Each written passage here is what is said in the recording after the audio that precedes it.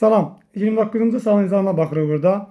40 dərəcəlik paralel üzərə yerin öz oxu ətrafında fırlanma sürəti 70 dərəcəlik paralel üzərə fırlanma sürətindən neçə metr böl saniyə çoxdur? Biz bilirik ki 40 dərəcə paralel 1 dərəcə göğsün uzunluğu nə qədərdir? 85,4 kilometr və 70 dərəcə paralel göğsün uzunluğuna verir bizə 38,2 kilometr. O zaman biz paralel göğslərin uzunluğu arasında fərqi tapırıq. Deməli 85,4'dən çıxırıq biz 38,2'sin qalır burada 47,2.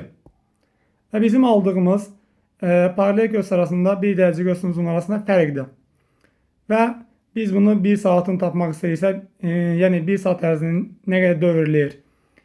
47,2'ni vurmalıyıq biz 15 dərəcəyə. Eləyir 708 kilometr bölünsün saat.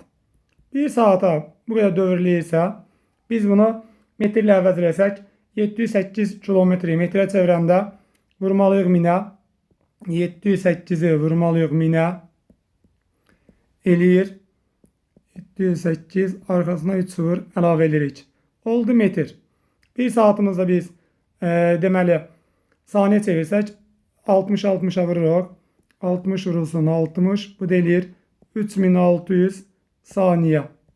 İndi biz gedilən yol məlumdur, vaxt məlumdur. Bir-birinə bölüb tapa bilərik. Yəni biz 7000 100'ü bölürük 3600'ə.